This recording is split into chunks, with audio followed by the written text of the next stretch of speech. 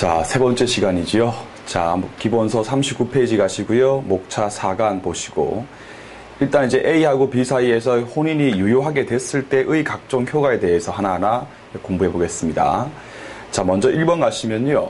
그 법률상 배우자끼리, 부부끼리의 의무에 대해서 볼게요. 의무가 바로 권리겠죠. 근데 이제 일반 이제 그 재산법상의 의무하고 차이가 좀 몇 개 있으니까 잘 좀 주의해서 보시고요. 중요한 판례가 한두 개 보입니다. 자, 먼저 1항부터 보시면요. 부부는 동거 의무가 있고요. 서로 부양할 의무가 있고요. 협조 의무가 있습니다. 됐죠? 동거, 부양, 협조. 정조 의무 아시죠? 남자하고 이제 뭐 애인 만들지 않고 그런 것들. 그 전조 의무 같은 경우에도 민법 조항에는 없지만 당연히 인정이 된다고 보는 것이 통설입니다. 그래서 크게 네 가지 의무가 있다. 동거, 부양, 협조, 정조 의무. 근데 정당한 이유로서 일시적으로 동거하지 아니한 경우는요, 서로 인용해야 된다. 지금 무슨 말인가 하면, 이러한 각종 의무를 이제 위반했을 때에는 재판상 이혼을 청구할 수 있는 사유가 되거든요. 그런데 정당한 이유가 있어가지고 잠깐 동거를 함께 하지 않는 것은 서로 인용할 의무가 있는 것이기 때문에 그것에 근거한 재판상 이혼이라고 하는 것은 청구할 수 없다는 겁니다. 예를 들면 남편께서 직장 일 때문에 어쩔 수 없이 이제 타지에 가는 것 같이 정당한 이유가 인정되는 경우에는 인용할 의무가 있기 때문에 재판상 이혼 같은 것들을 청구할 수가 없다까지 잡아두시면 되겠습니다. 자, 2항에 보시면 부부의 동거 장소는요, 부부의 협의에 의해서 결정을 합니다. 따라서 남편이 정한다. 그 말도 안 되는 질문인데 실제 나왔던 질문이니까 동거하는 장소 같은 경우는 부부의 협의에 의해서 결정이 될 것이고 협의가 되지 않았을 경우는요, 청구에 의해서 가정법원이 정한다 해서 부부 사이의 문제에 대해서 가정법원이 직권까지 개입할 필요는 없는 것이기 때문에 청구가 있었을 때에만 가정법원이 정한다까지 기억하시면 되겠습니다. 자, 먼저 1번 가시면 동거 의무부터 볼게요. 개념 부분 가시면 동거 의무라고 하는 것은 거소를, 생활을 같이 하는 것을 말한다. 따라서 같은 장소에 살고 있는 경우라 할지라도 두 줄 밑에 생활을 달리하는 경우는요, 동거를 하고 있는 것이 아닙니다. 한 줄 밑에 직업상 등의 이유로서 정당한 이유로서 잠깐 동거하지 않는 것은 서로 인용할 의무가 있는 것이기 때문에 재판상 이혼 따위를 청구할 수 있는 사유가 될 수가 없다까지 한 번 더 확인하시고요. 목차 4번 가시면요, 정당한 이유 없이 동거 의무를 위반한 경우다 해서 정당한 이유 없이 이제 동거 의무를 위반했을 경우에는 동거 심판을 청구할 수가 있거든요. 그 첫 줄에 있죠. 동거 심판 청구에서 동거 심판을 청구할 수가 있다. 자, 이 동거 심판을 청구하는 것, 심판을 청구하는 것도 암기하실 필요는 없겠지만 가소법상 가, 나, 다, 라, 마 중에 마류 사건에 포함이 됩니다. 따라서 조나 다 마에 포함되기 때문에 조정정치주의가 적용되는 거예요. 정치주의가 적용된다. 알겠죠? 그래서 이만큼만, 이 두 개만 그 밑에 있는, 밑줄에 있는 동거 심판 청구에다가 메모하시고, 이 중요한 것은 이제 이 동거 심판 청구를 이제 가령 B가 A한테 해가지고, 이 B의 심판 청구가 이제 승소 판결이 확정되었을 경우에 강제 집행이라고 하는 것을 할 수 있는가 없는가에 대한 문제인데, 그 다음 페이지를 보시면, 동거 의무를 강제하는 것은 부부 공동생활 본질에 어울리지 않는다. 여러분들 함께 사는 것 그 자체는요, 그렇죠. 어떻게 보면 심각한 개인 결정권의 문제에 불과한 것이기 때문에 강제로 집행할 수는 없는 거예요. 따라서 강제 집행을 할 수가 없다 해서 집행을 쭉 빼신 다음에 직접 강제, 강적 강제 둘 다 안 됩니다. 해서 심판 청구해가지고 승소 판결이 확정되는 경우라 할지라도 판결에 근거해가지고 민사집행법상 집행을 할 수가 없습니다. 그러면 이제 동거 심판을 청구하는 이유가 뭡니까? 손해배상은 청구할 수가 있겠지요. 따라서 손해배상 등을 청구하고 재판상 이혼 따위를 청구할 수 있을 뿐인 것이지 동거 그 자체를 집행할 수는 없는 겁니다. 그래서 아래 판례 중요한 판례입니다. 자, 두 줄 밑에 상대방이 유책하게 위반했다면 부부 일반 같은 경우는 바로 그 의무 불이행으로 근거해가지고 정신적 고통에 대해서 배상 청구할 수 있으며, 지금 무슨 말인가 하면 잘 들으세요. 이 동거 의무라고 하는 것이 인정이 되고 심판도 확정돼도 불구하고 계속 A라고 하시는 분이 정당한 이유 없이 동거라고 하는 것을 거부하고 있었을 경우에는 정신적 고통만큼에 대해서 배상 청구할 수가 있는데, 이 정신적 고통에 대해서 배상 청구할 때 중요한 거, 반드시 이혼 청구가 전제가 될 필요가 없습니다. 그래서 시험 문제에서 이렇게 동거 의무 불이행을 이유로 손해배상을 청구하기 위해서는 그 전제로서 반드시 재판상 이혼의 청구가 필요하다라고 하면 틀린 지문 처리를 하시면 되는 겁니다. 별개거든요. 그 다음 줄, 강제 집행을 해서 안 된다라고 할지라도 이러한 손해배상이 현실적으로 동거의 강제를 이끄는 측면이 있다 해도, 즉 매일매일 배상 책임을 지기 때문에 어쩔 수 없이 돈을 주지 않기 위해서 동거를 함께 하게 되는 그런 약간의 강제 측면이 있는 경우라 할지라도 그 동거 의무 자체의 협력 의무 불이행으로 말미암아 상대방에게 발생한 손해에 대해서 배상을 해주는 것과 동거 그 자체를 집행하는 것은 목적과 내용을 달리하는 것이다. 따라서 후자, 즉 강제 집행이라고 하는 것이 허용되지 않는다 할지라도 손해배상은 청구할 수가 있는 것이기 때문에 전자, 배상 청구까지도 금지가 되는 것은 아니다. 두 가지죠. 재판상 이혼 청구가 전제가 될 필요 없이 배상은 청구할 수가 있는 것이고, 요 배상 청구할 수 있는 거하고 동거 의무 자체에 대한 집행이라고 하는 문제는 다른 문제이기 때문에 별개로서 취급이 이루어진다. 요 두 가지를 꼭 기억해서 문제를 풀어주시면 되겠습니다. 그 다음에 2번 가시면요, 부당하게, 그러니까 정당한 이유 없이 부당하게 동거 의무라고 하는 것을 위반했을 때에는 상대방을 악의로서 유기한 것이기 때문에 재판상 이혼 청구 사유가 될 수 있으며, 니은번 중요한 거, 부당하게 동거 의무를 거부하신 분 같은 경우는 상대방에 대해서 부양 청구도 할 수 없다. 요 니은번 판례 잠깐 보겠습니다. 자, 이 A라고 하시는 분이 이제 할아버지시고요. 할아버지시고, 우리 홍이 말이 가면 핫배, 그렇죠. 이 B라고 하시는 분이 이제 할머니신데, 이미 사별했던 분이고요. 밑에 자식이 이제 장남 C가 있었는데, 이 A하고 B 사이에서 이제 그 항혼 혼인이라고 하지 않습니까? 나이가 이제 지긋하신데 이제 항혼 혼인을 이렇게 이제 하게 되신 거예요. 알겠죠? 그래서 자씨 같은 경우는요, A, B의 자식이 아니고 다른 할머니 사이에서 있었던 자식인데 사별했고 노인 되셔가지고 이제 A하고 B가 뒤늦게 이제 혼인을 하신 겁니다. 근데 이제 이 A라고 하는 할아버지께서 나이가 있으신 분이기 때문에 혼자서 이제 B와, 그러니까 A, B 단둘이 살 수 있는 그런 돈이 없으신 거예요. 다 읽어보면. 그래가지고 이제 장남이었거든요. 장남, A의 장남. A의 장남의 집에서 이제 함께 이제 거주하시고 생활하시는 분이었는데, 요 C하고 B 사이에서 사이가 안 좋은 거야. 제 말 아시겠죠? 이 C하고 B 사이에서 사이가 별로 안 좋아버린 거예요. 그래가지고 이제 한번 헤어졌다가 다시 또 재혼까지 하셨거든요. 이때 이제 A라고 하시는 분이 B한테 부탁하기를 우리끼리 살지 말고 C 집에서 같이 살자 하니까 이제 B가 거부한 거야. 난 못 살겠다 해가지고 장남 C 때문에 나 당신과 같이 못 살겠다 해가지고 이 동거 의무라고 하는 것을 일종의 이제 위반을 하게 된 거예요. 이 상태에서 이제 B라고 하시는 분께서 이제 A한테 동거 의무를 위반한 상태에서 이제 나에 대한 부양료 지급을 청구한 겁니다. 부양료의 지급을 구하는 소를 이제 제기를 한 거거든요. 이때 이제 판례가 판시하기를 이 장남 C와의 관계에 대한 그런 사이 안 좋고 그런 문제는 크게 고려하지 않은 것 같고, 단순히 이제 B 할머니께서 부부 사이에서 인정되어야 할 동거 의무라고 하는 것을 위반하고 계시기 때문에 B가 A한테 부양료의 지급을 청구할 수 없다 해가지고 B의 청구를 이제 기각시킨 사건 되겠습니다.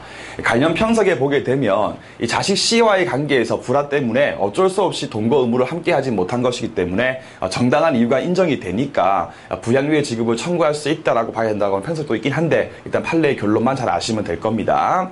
다시 한 번 더 니은번 읽어보겠습니다. 부당하게 동거 의무를 거부했을 경우는 상대방 A에 대해서 부양도 청구할 수 없다. 이해되시죠?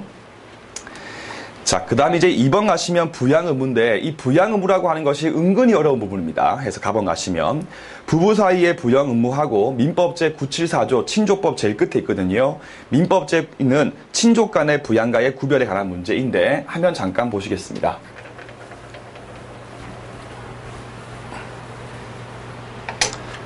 보시면, 자, 이 부양 의무라고 하는 것은 이제 이게 부양 의무, 저 올해 뭐 무조건 나올 겁니다. 정말 중요한 판이 나왔기 때문에 그래서 하나하나 좀 꼭 씹어서 공부하실 필요가 있을 것 같아요.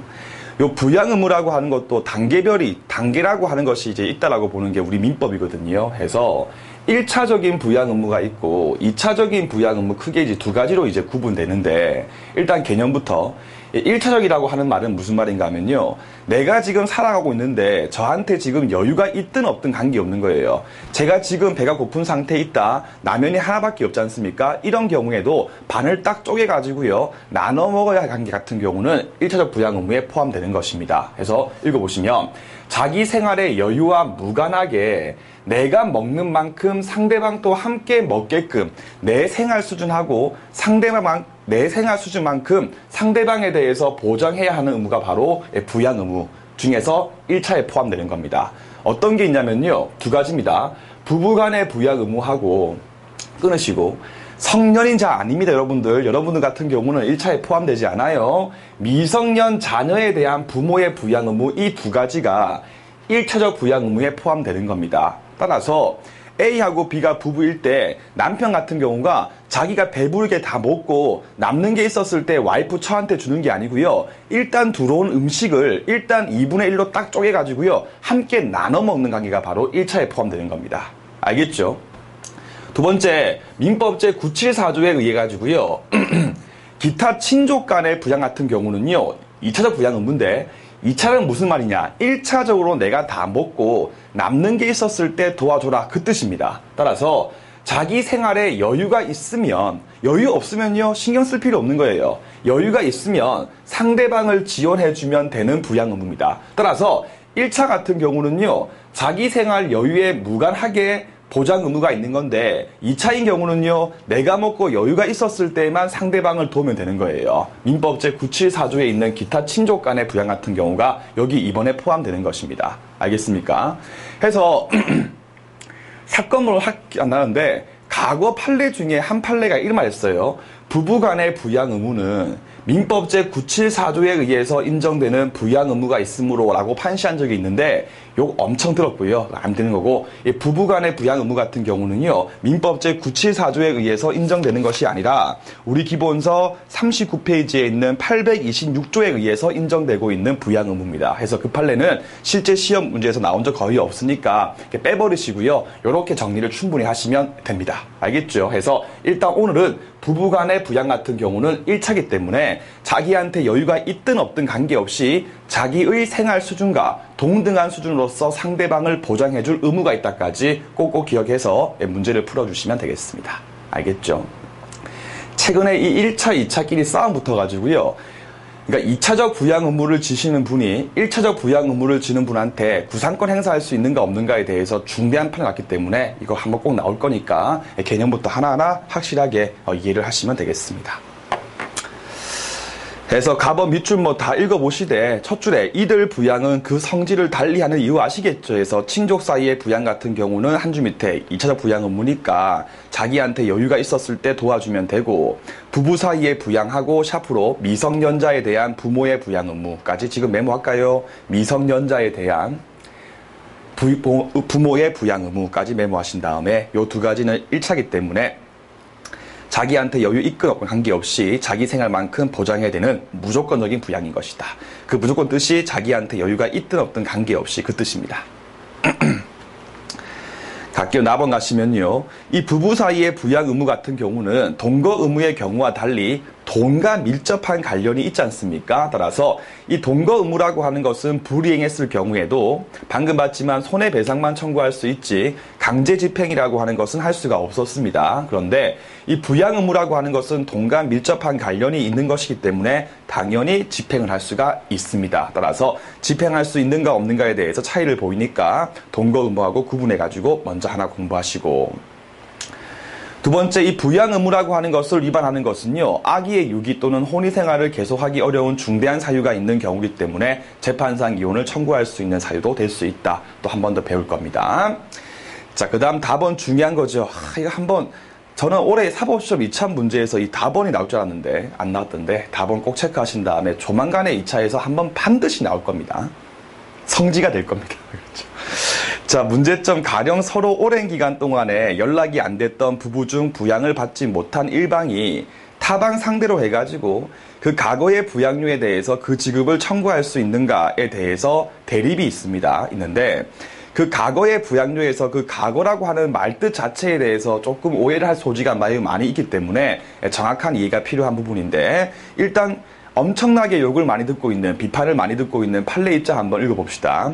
답안지 쓸 거. 판례 같은 경우는, 과거 같은 경우는 일방이 타방한테 부양을 청구한 이후 부분 같은 경우만 지급을 구할 수가 있고, 부양을 청구하기 이전 부분 같은 경우는 그 지급을 구할 수 없다고 보는 것이 일단 우리 판례 입장이다까지 읽어주신 다음에, 이게 무슨 말이냐 하면 잠깐 봅시다.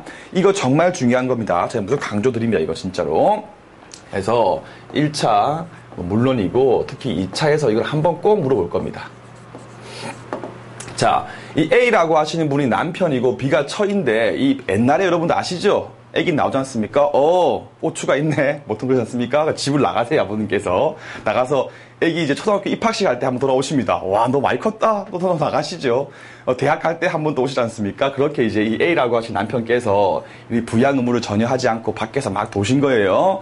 그래서 이제 B라고 하시는 척께서 여러분들, 여보, 나한테 부양료 지급해줘. 해가지고 이 부양료의 지급을 구하는 거예요. 부양료의 지급을 구하는데, 자, 부양료가 전혀 지급되지 않고 가만히 있다가 중간 단계에서 B가 A한테 돈 줘라고 청구를 했겠죠. 했고, 지금이 현재이다 했을 때, 학설, 즉 통설은요, 제가 아는 모든 교수님들께서 쓰시는 기본서를 다 제가 읽어보면 그 어떤 분도 판례 입장에 대해서 동조하시는 분이 아무도 안 계십니다. 제가 알기로는요. 해서 학설 같은 경우는요, 요 청구한 때를 딱 놓고 청구 전과 후, 요 때하고 요 때를 나누어서 전의 경우는 부정하고 나중의 경우는 긍정해야 할 이유가 전혀 없다는 거예요.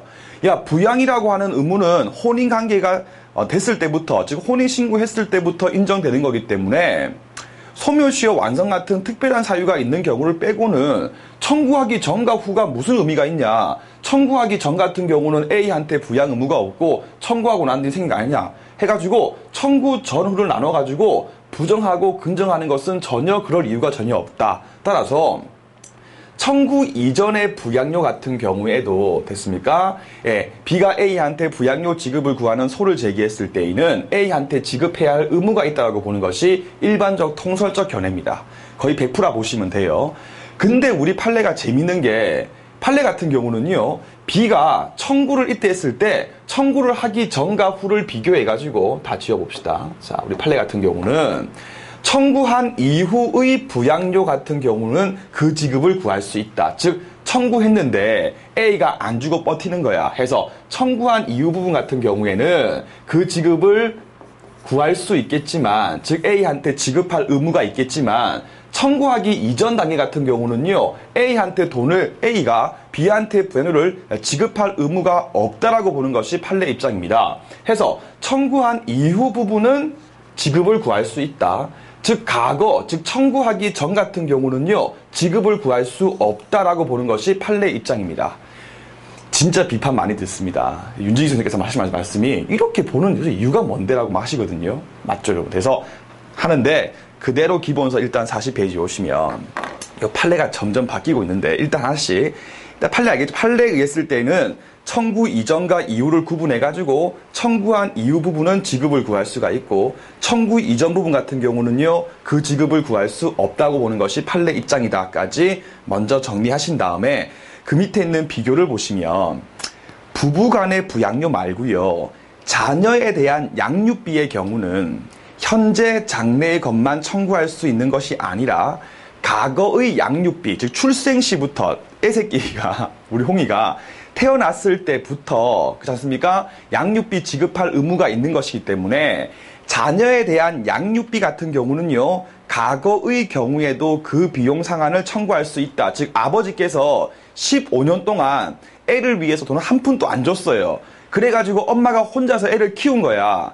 그러면요, 그 키운 기간 동안에 대한 부양료의 일정 금액에 대해서 상한을 청구할 수 있다고 보는 게 현재 판례 입장인데, 이것도 판례가 바뀐 겁니다. 지금 무슨 말인가 하면, 자, 하나씩 또 뒤에 나올 거예요.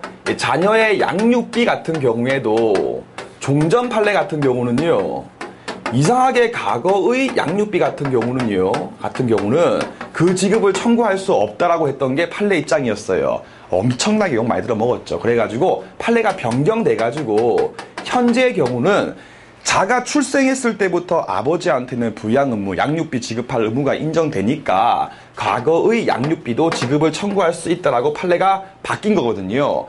자, 윤 교수님 평서. 이렇게 자녀의 양육비 같은 경우도 일차적 부양 의무고, 요게 바뀌었다면 부부 간의 부양 의무도 그 성질이 거의 같은 것이기 때문에 똑같이 함께 바뀌어야 한다라고 판례가 바뀌어라라고 압박을 가하시는 거예요.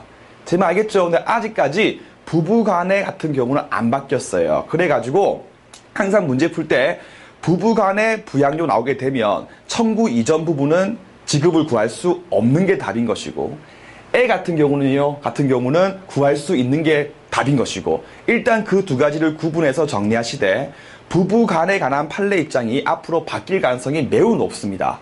이미 조금 바뀌고 있어요. 그래가지고 일단 먼저 41페이지 가시면 과거의 부양료 읽어볼게요.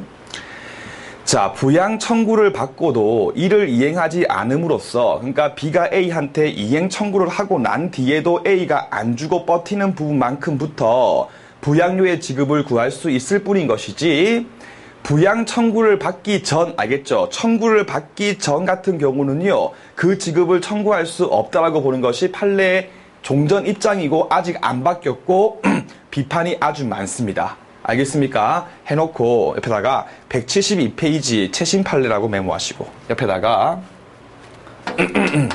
172페이지 최신 판례라고 메모하신 다음에, 이거 판례가 바뀐 건 아니에요. 근데 판례가 얼마든지 지금 이런 법리에 대한 문제점을 스스로 알고 있는 것 같아요. 그래서 172페이지 봅시다.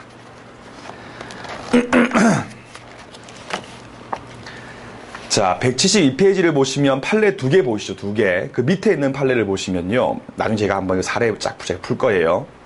어디 보시냐면 그 볼드가 쭉 있는데 제일 마지막에 있는 볼드에 보시면 부양 의무라고 하는 글자 보이시죠? 제일 끝부분에 있는 거 볼드 읽어봅시다. 부양 의무에 대한 이행 청구에도 불구하고 남편 배우자, 이 사안은 처였습니다. 배우자가 부양 의무를 이행하지 않음으로써 이행지체에 빠진 것, 이행지체에 빠진 후까지는 청구할 수 있다. 이거는 종전 판례, 지금하고 똑같죠. 근데 그 뒷부분에 추가된 문구가 있죠. 그렇지 않은 경우에도, 즉 청구가 있기 이전 부분도, 청구라고 하는 것이 있기 이전 부분도 부양 의무의 성질이나 형평의 관점상 이를 허용해야 할, 즉 청구 이전 부분도 부양료의 지급을 청구할 수 있게끔 해주는 것이 형평에 옳다라고 볼 수 있는 특별한 사유가 있는 경우에는 이행 청구 이전의 과거 부분도 지급을 구할 수 있다라고 판례가 바뀐 건 아니죠. 다만 특별한 사유가 있었을 경우에는 예외가 인정된다고 최초로 2012년도 12월 추운 겨울날 판시한 겁니다.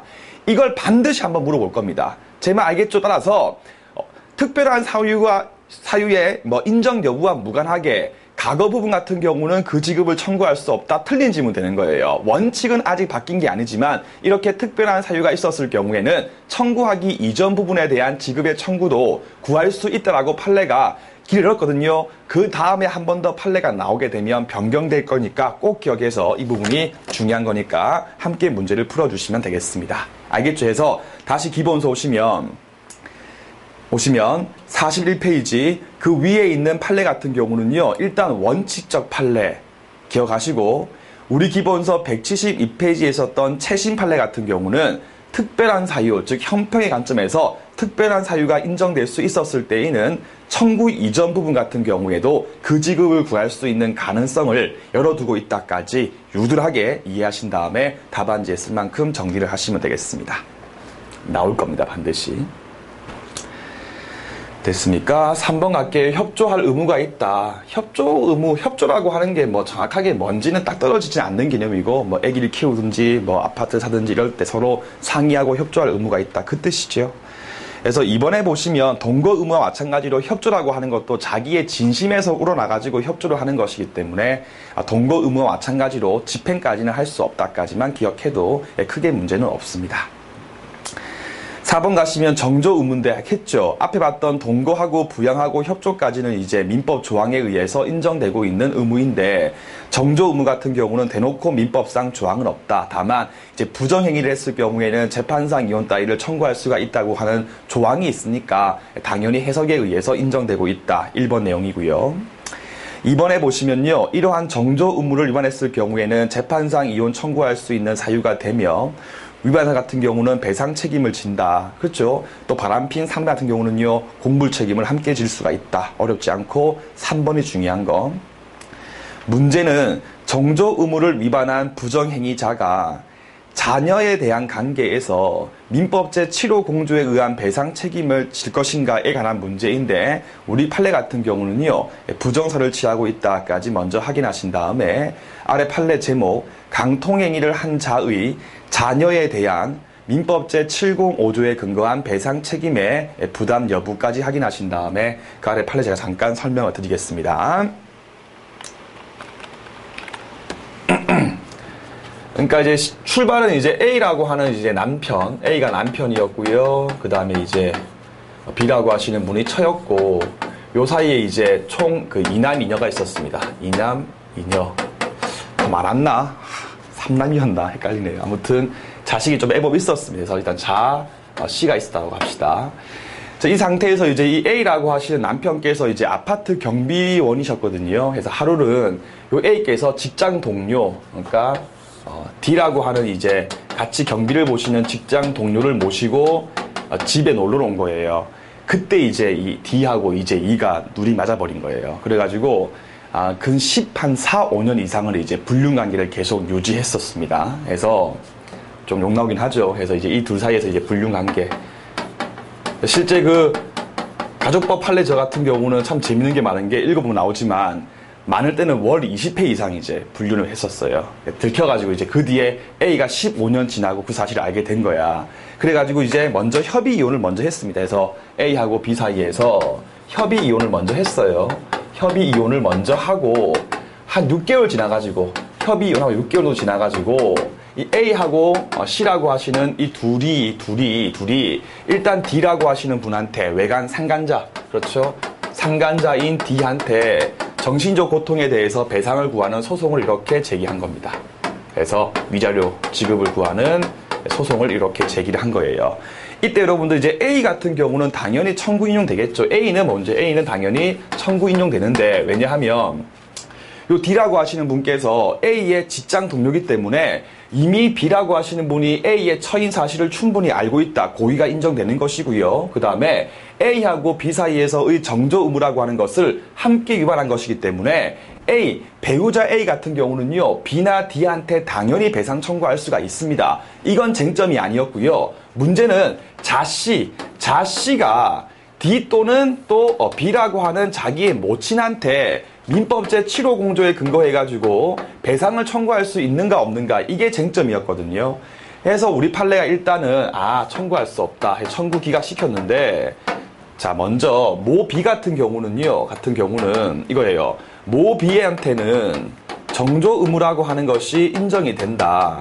다만 이 정조 의무라고 하는 것은 누구요? 남편 A에 대한 관계에서의 의무에 불과하지 자식 C와의 관계에서는 정조 의무가 없죠, 여러분들. 그렇죠. 이 정조 의무라고 하는 것은 방금 봤지만 부부 상호 간에 인정되는 의무일 뿐인 것이기 때문에 정조 의무를 할지라도 정조 의무를 쥐고 있는 상대방이 자식 C는 아닌 것이기 때문에 C에 대해서 의무를 변한 것이 아니니까 C가 B한테 엄마한테는 배상을 청구할 수 없다라고 판시한 겁니다.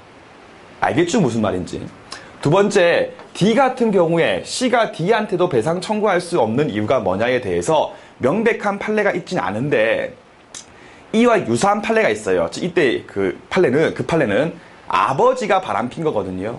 그래서 바람핀 아버지의 상대방 그 내연녀한테 자식이 배상 청구했거든요. 그때 판례가 판시하기를 그 아버지께서 바람피면서도 그렇지 양육이라고 하는 것을 성실하게도 할 수 있는 거 아니냐. 제 말 아시겠죠? 따라서 그 내연녀 때문에 너희 아버지가 너희를 양육하지 않은 게 아니다. 즉 인과관계가 없기 때문에 상간자한테 배상 청구를 할 수 없다라고 본 판례가 있고 그 판례가 함께 온 것 같아요. 그래가지고 보세요. 결국 D라고 하시는 분하고 B 사이에서 불륜관계가 있다 할지라도 어머니 B 너는 바람 피면서도 자식은 잘 키울 수가 있는 것이기 때문에 D의 존재 때문에 B가 양육 같은 것들을 함부로 한 것이라 볼 수 없다 그런 거예요.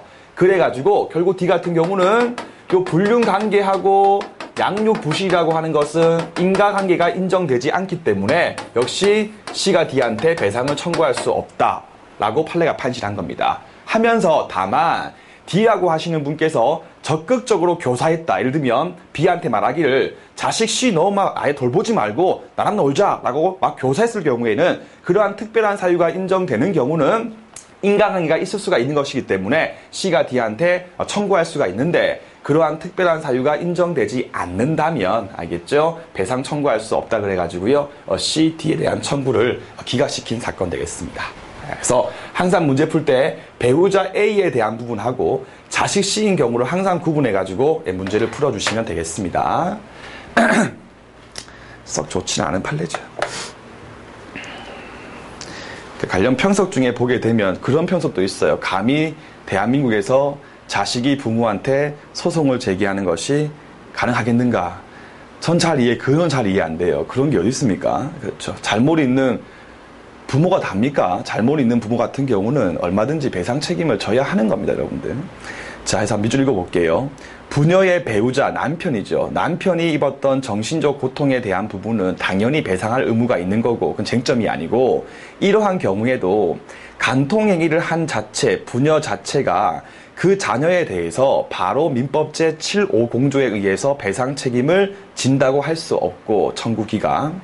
또한 간통행위를 한 제3자 역시 해이를 가지고 그 부녀 B라고 하시는 엄마가 자녀에 대한 양육이나 보호 내지 교양을 적극적으로 못하게 한다. 적극적으로 저지한다는 등의 특별한 사유가 없다면 알겠죠. 인과관계라고 하는 것이 인정되지가 않는 것이기 때문에 자와에 대한 관계에서 상간자 역시도 배상 책임을 지지 않는 것이 원칙이다라고 판례가 판시한 겁니다. 매우 중요한 판례니까 거듭 반복해가지고 익혀주시면 되겠습니다. 아마 사랑과 전쟁인가 그 KBS 드라마 있지 않습니까? 그 드라마 작가가 아마 가족복 공부를 하는 것 같아요. 그렇지 않으면 그렇게 황당한 이야기들을 계속 가지고 올 수가 있겠습니까?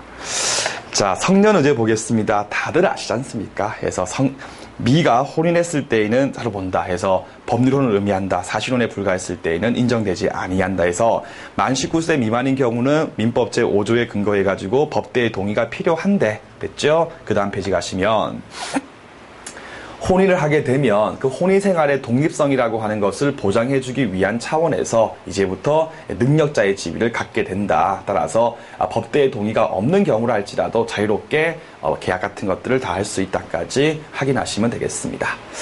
그래서 2번 효과 부분 가시면요. 민법상 능력이 인정이 된다 해서 기은, 니은, 디귿까지는 읽으면 다 아시는 거고 1번 가시면 성년의제가 되었다 할지라도 만 17세 미만인 자는 유언을 할 수 없다는 것은 바뀌지 않습니다.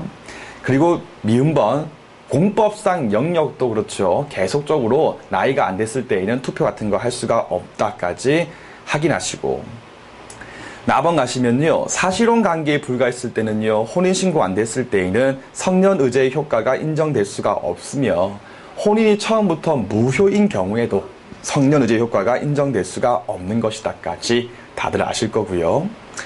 다번 가시면요. 일단 유효하게 혼인이 됐다가 아직까지 그 A하고 B라고 하시는 분께서 만 19세가 되기 이전 단계에서 이혼 또는 혼인 취소가 되었을 경우에 성년의제 효과가 함께 소멸될 것인가에 대해서 대립이 있는데 우리 통사 같은 경우는요. 이른바 거래 안전이라고 하는 것을 도모하고 법률관계가 지나치게 복잡해지는 것을 막기 위해 가지고요. 이혼 같은 것들을 했다 할지라도 이미 발생되었던 성년의제 효과는 없어지지 않고 계속 존속한다고 보는 것이 일반적이다까지 결론만 아시면 충분하시겠습니다. 자, 이제 3번 가겠습니다. 부부간의 일상 가사대리건에 관한 부분인데 부부간의 일상 가사대리건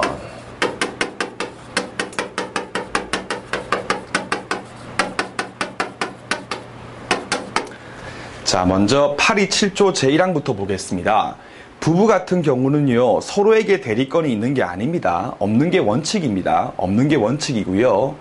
일상가사에 관한 부분까지만 인정이 되는 겁니다. 해서 부부는 일상가사에 대해서 서로가 서로를 대리할 수 있는 권리가 있는 것이다.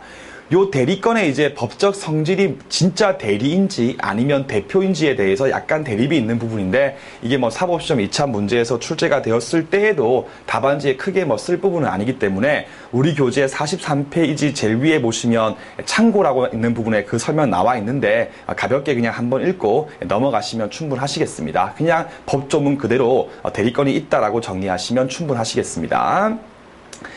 자, 이제 2항을 보시면요. 전항의 대리권에 가한 제한은 끊으시고 선의의 3자한테 대항하지 못한다 해서 중요한 것이 이제 조문상으로 봤을 때 827조 제2항은 조금 두 가지 정리가 필요한데, 첫 번째는 여러분들 일단 일상가사에 관한 대리권도 당연히 제한을 가할 수 있습니다. 제한을 가할 수가 있다. 어떤 제한입니까? 라고 물으시는데 딴 게 아니고, 예를 들면 그 동네의 마트에 슈퍼 주인한테 남편이 말하기를 우리 와이프가 왔을 때에는 10만 원까지만 거래할 수 있게끔 하고 10만 원 이상 부분 같은 경우에는 대리권이 없으니까 거래를 하지 마시오 라고 범위에 대해서 제한을 가할 수가 있는 거예요. 알겠죠, 여러분들? 첫 번째 중요한 것이, 보통 우리 민법상 판례나 조문을 공부할 때 제한이라고 하는 것을 가할 수 있는 경우라면 100%의 제한, 뭐죠? 100% 제한, 배제, 완벽한 배제도 가능한 게 원칙이거든요. 근데 여기서만큼, 즉 일상가사에 관한 권리 같은 경우는요, 제한만 가할 수 있을 뿐인 것이지 완전한 배제는 가할 수 없다고 보는 것이 일반적 견해입니다.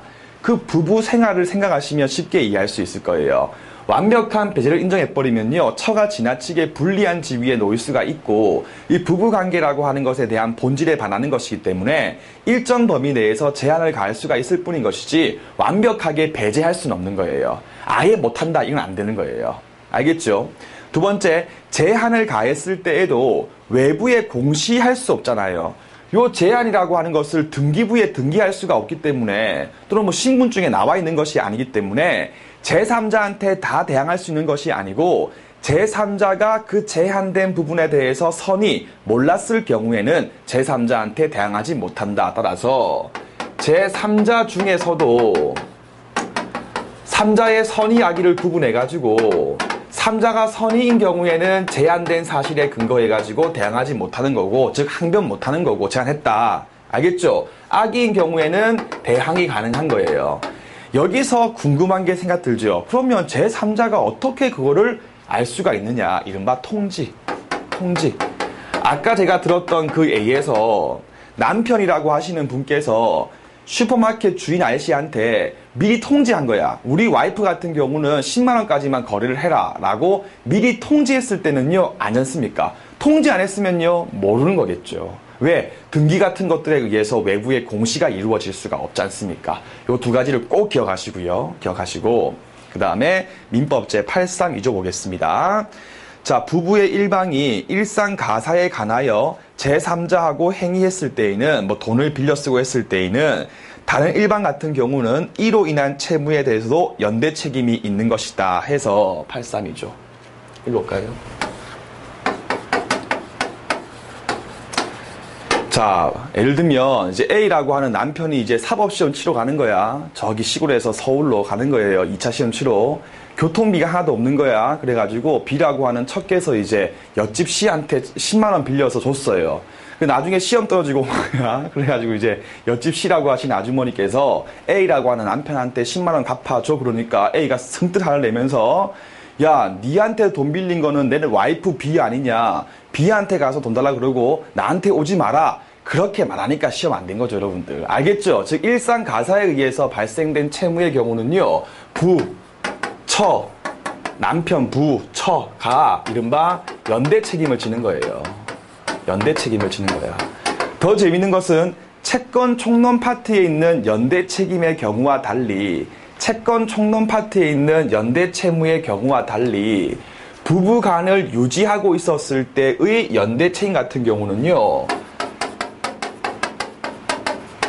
부담 부분이라고 하는 것이 따로 없어요. 각자 전부 다 부담을 지는 겁니다. 알겠습니까? 따라서 재밌는 게 부담 부분이 없으니까 자, 이경상 명동소라고 하는 채권 총론 파트에 있는 부담부형 절대요.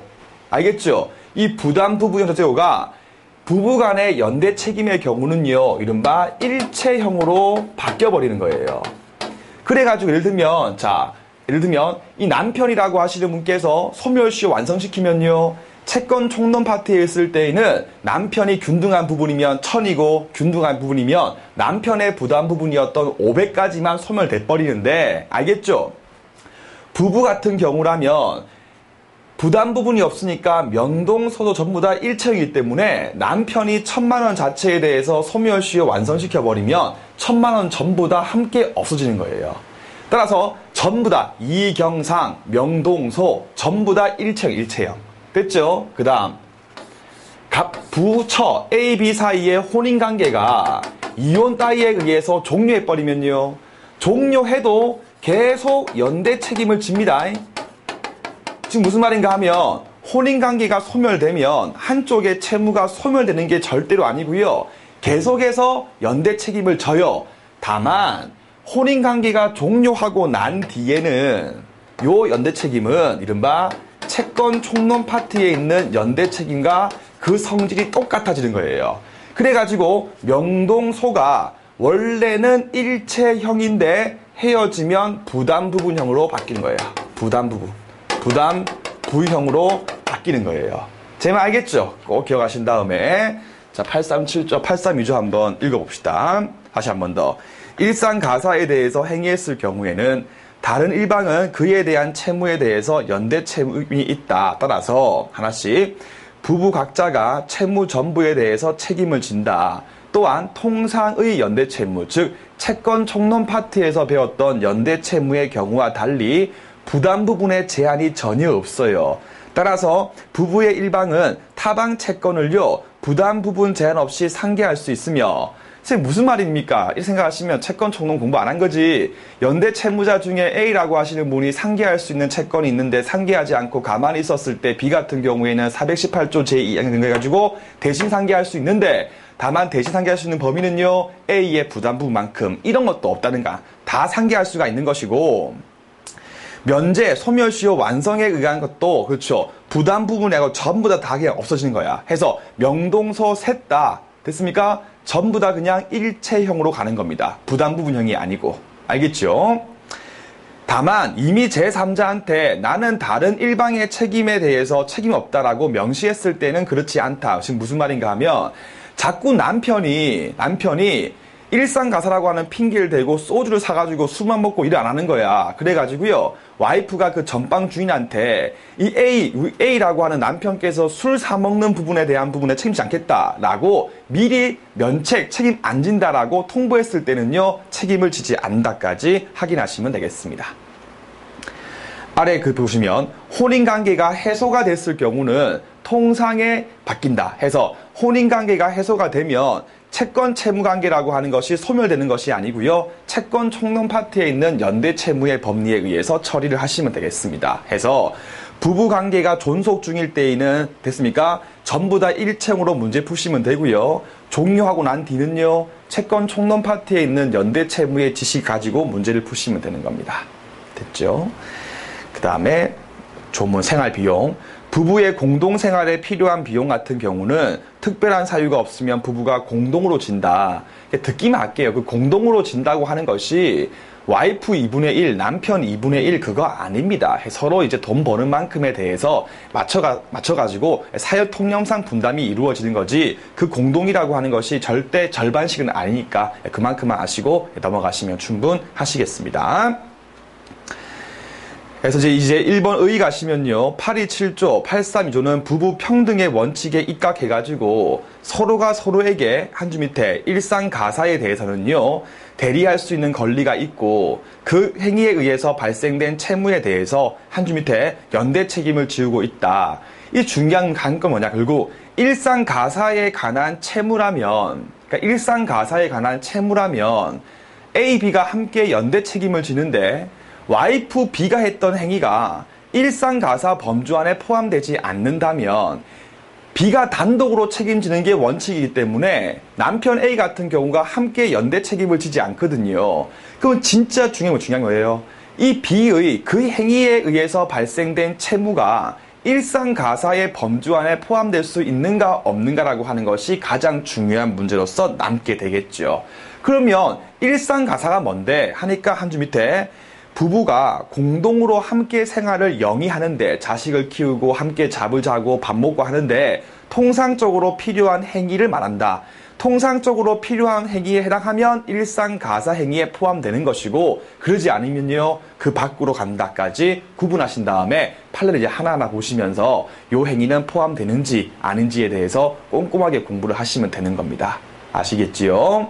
그래서 우리 교재 43페이지를 가시면요, 목차 2번을 봅시다. 일상가사 범위에 대해서 민법상 아무 조항이 없기 때문에 결국 판례에 의해서 이제 판단할 수밖에 없다 해서 그 중간 판례를 보겠습니다.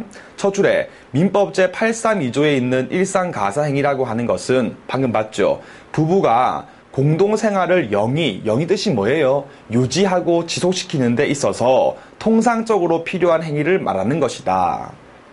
그래서 그 다음 밑줄, 법률행위의 종류, 성질 등은 객관적 사정만 갖고 판단되는 것이 아니라 그 가사 행위를 한 가사 처리자의 주관적 사정, 인식까지도 전부 다 함께 고려한다는 게 중요한 겁니다. 해서 보통 여러분들 보면 객관적 사유에 의했을 때에는 주관적 부분을 이제 볼 필요 없고 이렇게 이루어지지 않습니까? 근데 일상 가사 행위인가 아닌가에 대해서 볼 때는요, 객관적, 주관적 의사 둘 다를 다 종합해서 사회 통념에 의해서, 법관에 의해서 판단이 이루어지는 거예요. 그래서 재밌는 게 이미 한번 제가 찍었던 거고, 일상 가사의 범위인가 아닌가에 대한 부분에서는요, 객관적 성질뿐만 아니라 주관적 사정 둘 다 함께 종합적으로 고려를 해야 됩니다.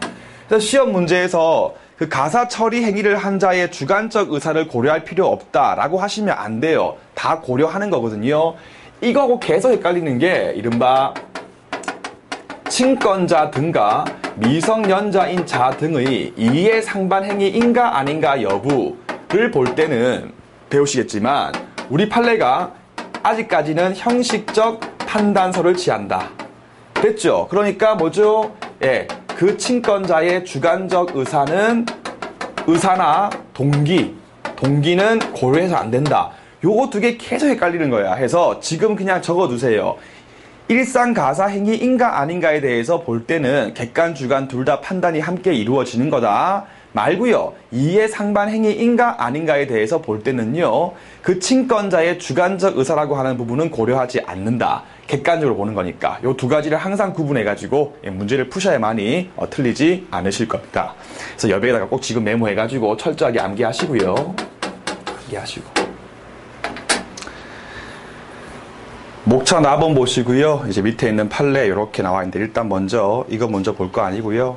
44페이지를 가시면 이렇게 이제 보니까 목차 3번 일상 가사 범위 밖의 행위를 했을 경우에 표현의가 이제 인정될 수 있겠는가에 관한 문제죠. 예를 들면 이거죠. 와이프 B가 그렇죠. 상대방 C한테 돈 빌렸는데 C가 이제 하다 안 되니까 그 남편 A한테 민법 제 126조에 근거해가지고 그렇죠. 정당한 이유 있음에 근거해가지고 책임을 물을 수 있는가 없는가에 관한 부분인데 판례 입장을 보시면 월권행위 신뢰에 대한 정당한 이유가 있었을 때에는 일단 그 성립 자체에 대해서 인정을 하고 있는 것이 우리 판례 입장이다 해서 아래 있는 판례를 보시면 문구 반드시 이제 암기했다가 답안지에 쓸 만큼 정리를 하실 부분입니다. 자, 민법 제126조 표현들이가 성립될 수 있음을 전제로 하여 그것이 성립되려면 처에게 일상 가사에 관한 대리권이 있다고 하는 사실만 갖고는 되는 것이 아니라 상대방이 처에게 남편이 그 행위를 할 수 있는 대리권을 별도로 수여했다고 믿었음에 대해서 정당한 객관적 사유가 인정될 수 있었을 때에만 나올 수가 있다라고 해서 알겠죠? 단순 그 일상 가사 대리권 갖고 되는 것이 아니고 그 특정된 행위에 대해서 예를 들면 남편 소유의 X 건물을 가지고 은행 가서 돈을 빌렸을 때 그 대출을 할 수 있는 대리권을 별도로 남편께서 저한테 수여했다라고 믿은데 객관적으로 정당화될 수 있는 사유가 있었을 때에는 126조 책임을 인정하고 있는 것이 우리 판례다까지 기억하시고 정리하시면 되겠습니다.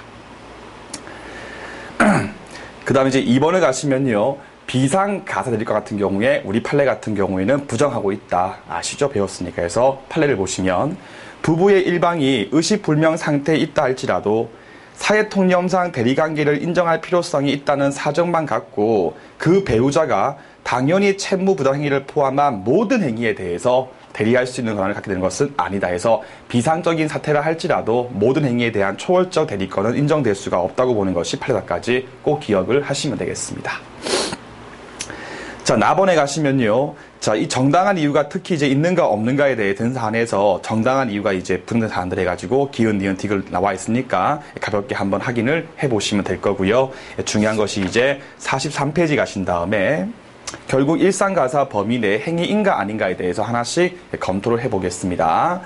자, 먼저 그 43페이지 제일 끝에 있는 그 표 중에서 1번 보시면 일상가사 범위 내에 포함되는 경우인데 그 아파트 같은 것들을 이제 구입할 때 아파트 분양 대금이라든지 매입 대금을 이제 납부 또는 지급을 하기 위해서 은행 등을 통해서 돈을 빌렸을 때 그 대출을 받는 것 또는 돈을 빌리는 차용행위가 일상가사 범주 안에 포함될 수 있는가 없는가에 대해서 판례가 조금씩 바뀌고 있었습니다. 그래서 먼저 그 밑에 있는 일상가사 범위 내에 포함되지 않는 경우에서 네모 1번을 보시면요.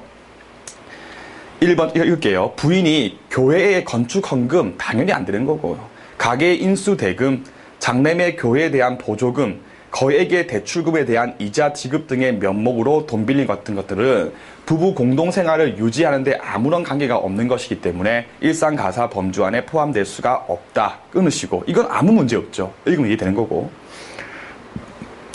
그 다음 주택 및 아파트 구입 비용의 면목으로서 돈을 빌린 경우 그와 같은 비용 지출이 부부 공동생활을 유지하기 위해서 반드시 필요한 주거 공간을 마련하기 위한 것이라면 일상가사 범주 안에 포함될 여지가 있을 수 있으나 끊으시고 해서 일률적으로 이제 아파트를 구입했을 때 필요한 돈을 빌린 그 자체를 일상가사 범주 안에 포함되지 않는다, 포함된다라고 볼 것이 아니라 주관적 사유를 함께 고려하는 거예요. 그래서 아파트를 구입하게 된 이유가 부부의 공동생활이라고 하는 것을 영위하는데 필수해가지고 부부가 함께 살아가기 위해서 반드시 필요한 부분이었다면 얼마든지 일상가사 범주 안에 포함될 수가 있는 것이고 투기와 같이 부부의 공동생활과 아무 관계없이 구입했을 경우는요. 일상가사 범위 밖이기 때문에 됐습니까? 남편 같은 경우는 책임을 지지 않는 게 원칙이다라고 보는 게 판례 입장이었습니다.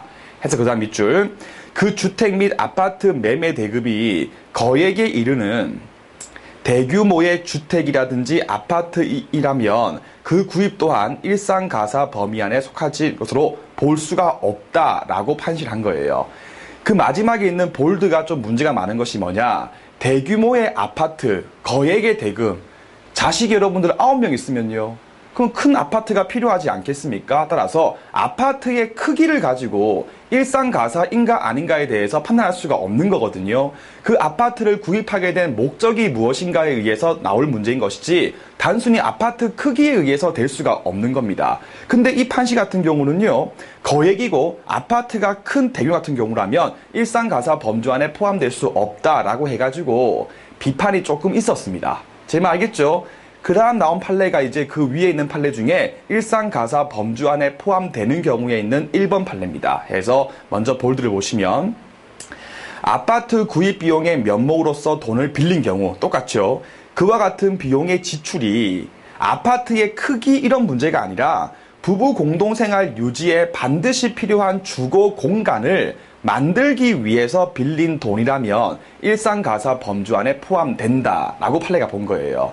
근데 가끔 보면 그 일상가사 범위 내에 포함되지 않는 판례, 즉 97-3129 판례하고 방금 봤던 그 포함되는 98-46877 판례를 비교하기 위해서 밑에 있는 포함되지 않는 판례가 대규모 돼 있으니까 그 위에 있는 포함되는 판례였던 1번 판례를요, 소규모로 하시는데 이 1번 판례, 즉 일상가사 범위 내에 포함되는 경우로 본 98-46877 판례도 46평짜리 대규모 아파트였습니다. 해서 알겠죠? 판례가 좀 바뀐 거거든요. 따라서 결국 이제부터 문제 풀 때는 결국 아파트를 구입하게 된 목적이 뭔가에 의해서 판단하시면 되는 거예요. 반드시 문제 풀 때 주어질 거니까 해놓고 그 위에 썼던 98-87 이거는 살에 나올 수 있으니까 화면 잠깐 제가 보고 설명드리겠습니다. 98다네요. 98다. 조금 이제 복잡한 사실관계가 있는데 최근에 그 최신 판례하고 맞물려가지고 사례 문제로 나올 수가 있으니까 좀 정리가 필요합니다. 자, C가 남편이고 B가 처인데 C가 이제 공무원이었거든요. 근데 이제 C 같은 경우가 남편 명의로서 이제 아파트를 분양받았는데 돈이 모자란 거예요. 알겠죠? 그러니까 이제 와이프 B 되시는 B가 이러한 거 말하고 내가 아파트 남편 명의로 아파트를 사는데 한 10년만 가지고 있으면 폭등할 건데 지금 당장 분양 대금이 없으니까 조금만 빌려달라. 그래가지고요. 누구한테 A한테 말해가지고 A 같은 경우가 1992년도부터 근 2년 넘게 2년 동안 4천만 원을 계속 꾸준히 끊어가지고 300, 500씩 해가지고 이제 대여해 준 거예요. A가 B한테. 그리고 1993년도 8월달 무렵 가가지고 이 C라고 하시는 C가 연대보증으로 서명된, 그러니까 C가 연대보증 서명된 차용증을 와이프 C가 A한테 교부한 거예요. 그러니까 남편이 내가 연대보증 책임을 지겠다 그 채무에 대해서 라고 된 그 서류를 와이프 B가 채권자 A한테 교부를 한 거예요. 근데 문제는요, 변제를 하지 않으니까 A 같은 경우가 C 상대로 대여금 반환 건 소송을 제기한 거야. 왜 C냐? 보세요. 이 아파트가 지금 현재 C 명이기 때문에 C한테 소송을 제기해가지고 승소했을 때나 집행할 거리가 있으니까 처 B는 돈이 없지 않습니까? 그러니까 이제 A가 C한테 돈 달라고 하면서 대여금 지급관한 소송을 제기한 거예요. 알겠죠? 무슨 말인지. C가 채권자 A가 남편 C에게. 자, 이때 이제 원고 채권자 A가 주장하기를 피고 C 같은 경우는 연대보증했다. 따라서 연대보증 책임이 있다. 만약에 이 연대보증이라고 하는 것이 무건대리 등에 의해서 부정되는 경우라 할지라도 방금 봤던 민법 제126조의 표현대리가 성립되는 사안이기 때문에 요 책임에 근거해가지고 나한테 4천만 원 지급할 의무가 있다라고 주장했고요. 두 번째, 위처 B가 했던 채무 부담 행위는 일상가사 범위에 속한다. 따라서 설사 민법 제126에 의해서 책임이 인정되지 않는 경우라 할지라도 일상가사에 관한 채무 같은 경우는 남편이었던 C한테도 연대 책임이 있다. 따라서 C에게도 책임이 있기 때문에 돈 달라라고 A가 주장을 한 거예요.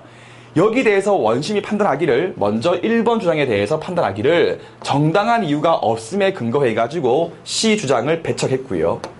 A의 주장을 배척했고, 두 번째, 아파트 분양 대금을 납부하기 위해서 금전을 빌리는 것은 일상 가사 행위에 포함될 수가 없다고 해가지고요. 또 A의 주장을 배척한 겁니다. 제 말 아시겠죠, 여러분들?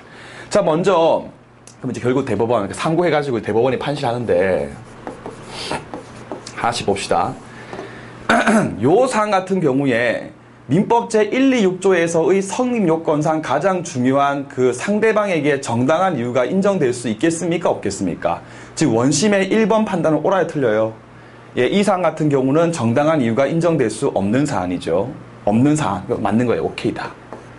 왜냐하면 보세요, 여러분들. 우리 배웠지만 민법 총칙 공부하실 때 민법 제126조에서의 정당한 이유가 있는가 없는가는 언제 판단이 이루어집니까?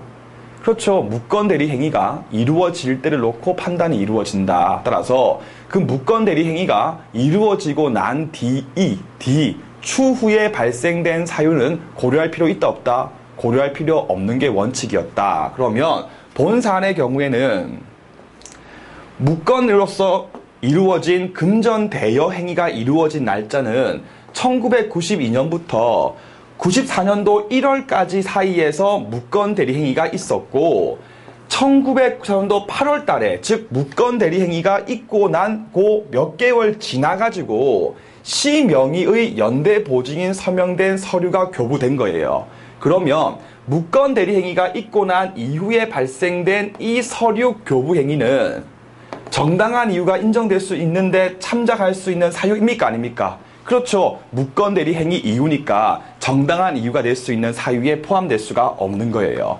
그래가지고 정당한 이유가 인정되지 않으니까 민법제 126에 근거한 남편의 책임은 없다라고 받고, 이거는 판례도 대법원도 인정했습니다. 대법원도 그렇다. 법원도 인정했어요. 그렇다. 제 문제는 2번. 이렇게 원심이 아파트 분양 대금을 납부하기 위해서 돈을 빌리는 것 같은 경우에는 일상가사에 포함될 수 없다라고 했던 이유는 방금 봤던 우리 기본서 43페이지 제일 마지막에 있는 일상가사 범위 내에 포함되지 않는 경우에서의 1번 판례였습니다. 해서 대규모의 아파트였기 때문에 그 아파트를 구입하기 위한 돈 같은 경우는 일상가사 범주 안에 포함될 수 없다라고 원시 판단한 거예요. 알겠죠? 그러니까 대법원에서 말하기를 이거 아니야, 이건 아니야. 지금 무슨 말이냐? 아파트의 평수와 관계없이 아파트를 구입하게 된 사실관계를 확인해 보니까 부부 생활을 유지하기 위해서 반드시 필요한 주거 공간이기 때문에 일상가사 범주 안에 포함된다라고 판례가 판시한 거예요. 그래가지고 결국 뭐죠? 일상가사에 의한 연대 책임이 있는 것이기 때문에 남편 씨한테 이제 연대 책임에 근거해가지고 대여금 지급할 의무가 있다라고 판례가 판시를 하게 된 겁니다. 알겠죠, 여러분들? 해서 이것 꼭 기억하고, 첫 번째, 정당한 이유가 있는가 없는가는요, 무건 대리 행위가 이루어질 당시를 놓고 판단이 이루어지며 그 뒤에 나왔던 사유 같은 경우는 고려할 필요 없는 게 원칙까지 꼭 기억해서 함께 문제를 풀어주시면 크게 도움이 되실 겁니다. 아시겠지요? 자, 그 다음에 43페이지 가시면요, 제 끝에 2번, 처가 별거해가지고 외국에 살고 있는 남편 걸 팔았다. 당연히 뭐 포함될 수가 없을 것 같고, 그렇죠? 그 다음 페이지, 남편이 자신의 사수채무, 사업상 채무라고 하는 것은 일상가사 채무와는 관계없는 것이기 때문에 사업상 채무에 대해서 처명의로 연대 보증하는 것도 참 치사한 거고 안 되는 거고, 4번 가시면 처가 자가용을 구입했는데 이것도 잘 읽어보면 크게 뭐 필요 없는 사건이었으면서 이것도 포함될 수가 없는 거고, 5번 가시면 거액의 계금 같은 경우에도 사업상 필요한 채무를 만들기 위해서 갯돈 든 것에 불과하기 때문에 일상가사 범주 안에 포함될 수 없다라고 가볍게만 2, 3, 4를 하시고 1번만 잘 아시면 충분한 부분 되겠습니다. 아시겠죠? 자, 제일 끝에 가시면 4번 부부 생활 비용 같으면요, 1번 갈게요. 혼인 생활의 비용의 부담이라고 하는 것은 혼인 성립과 동시에 발생이 되고 혼인 관계가 종료하며 함께 소멸된다. 2번에 가시면요, 공동이라고 하는 것은 균등한 범위라고 하는 것이 아니며까지만 아시면 충분하고, 나머지는요, 돈 버는 만큼 각자 낸다, 함께 이제 낸다까지만 아시면 충분한 부분 되겠습니다. 자, 45페이지 가시면 이제 5번에 관련된 부분 같은 경우는요, 특히 그 829조 보이시죠? 그 사법시험 51회에서 2차, 그러니까 2차 51회에서 나왔던 중요한 조항이기 때문에 앞으로 나올 거니까 미리미리 읽고 오신 다음에 다음 수업에 들어오시면 되겠습니다. 복습 열심히 하시고요, 조문 열심히 암기하시면요, 가족분만 다 맞춰도 민법 점수 올라가니까 믿고 열심히 공부하시면 되겠습니다. 여러분들 고맙습니다.